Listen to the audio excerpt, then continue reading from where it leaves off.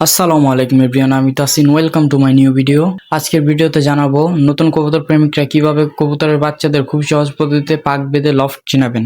তাহলে চলুন শুরু করা যাক আজকের ভিডিও। এই ভিডিওতে আমি দেখাবো কিভাবে কবুতরের বাচ্চাদের খুব সহজ পদ্ধতিতে পাক বেঁধে কবুতরের বাচ্চাদের লফট চেনাবেন।